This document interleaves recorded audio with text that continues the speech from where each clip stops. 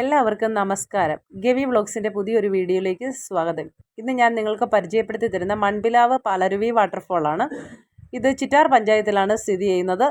തണ്ണിത്തോട് ചിറ്റാർ റോഡിൽ മൺപിലാവ് ജംഗ്ഷനിൽ നിന്ന് 2 കിലോമീറ്റർ വനത്തിലൂടെ സഞ്ചരിച്ച് നമുക്ക് ഈ ഒരു വാട്ടർഫോളിൽ എത്തിച്ചേരാം.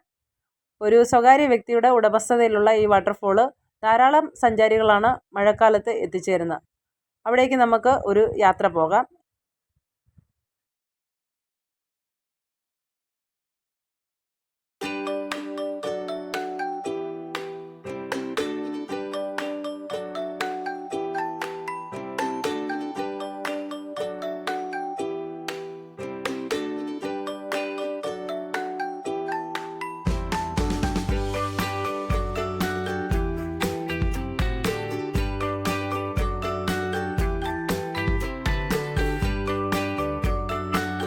യാത്ര അങ്ങനെ തുടരുകയാണ്. വനത്തിലൂടെയുള്ള യാത്രയാണ്. അപ്പോൾ 2 സൈഡിലും നമുക്ക് വനം കാണാം. സോളാർ ഫെൻസിങ് ഒക്കെ ഇട്ടിട്ടുണ്ട്. പക്ഷേങ്കിൽ അവിടെ ആന ഇറങ്ങിയതിൻ്റേതായിട്ടുള്ള കാര്യങ്ങളൊക്കെ നമുക്ക് ആ റോഡിൽ കാണാനായിട്ട് സാധിക്കും. എങ്കിലും മനോഹരമായിട്ടുള്ള ഒരു യാത്രയാണെന്ന് വേണമെങ്കിൽ നമുക്ക് പറയാം. അങ്ങനെ നമ്മൾ സ്പോട്ടിലേക്ക് ഏകദേശം എത്താറായിട്ടുണ്ട്.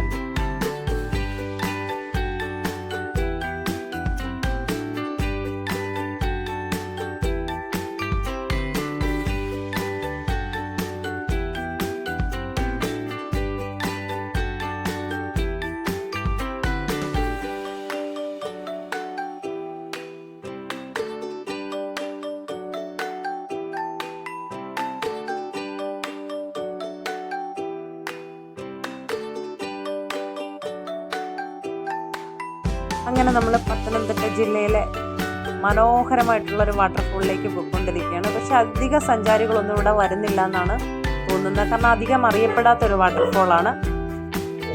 നമുക്ക് അങ്ങോട്ടേക്ക് നടക്കാം.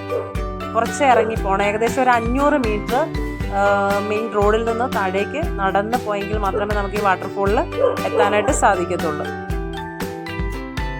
അങ്ങനെ ചെറിയൊരു തോടൊക്കെ കടന്ന് വേണം നമുക്ക് വാട്ടർഫോളിലേക്ക് പോകാനായിട്ട്. ഇവിടെ വരുമ്പോഴേ നല്ല സൗണ്ട് നമുക്ക് കേൾക്കാനായിട്ട് സാധിക്കും, വെള്ളം വീഴുന്നതിൻ്റെ. പക്ഷേ ഇത്രയും മനോഹരമാണെന്നൊന്നും നമ്മൾ പ്രതീക്ഷിക്കാതെയാണ് ഈ വാട്ടർഫോൾ കാണാനായിട്ട് പോകുന്നത്. കാരണം വളരെ ആക്സിഡൻ്റലി നമ്മൾ അങ്ങോട്ട് എത്തിച്ചേരുകയായിരുന്നു. കാരണം അങ്ങനെ പ്ലാൻ ചെയ്ത് പോയ ഒരു ട്രിപ്പൊന്നുമല്ല.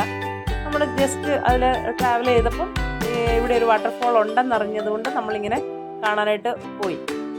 എന്തായാലും നമ്മൾ വന്നതൊട്ടും മോശമായില്ല. കാരണം അത്രയ്ക്കും മനോഹരമായിട്ടുള്ളൊരു കാഴ്ചയായിരുന്നു അവിടെ എത്തിക്കഴിഞ്ഞപ്പോൾ നമുക്ക് കാണാനായിട്ട് സാധിച്ചത്.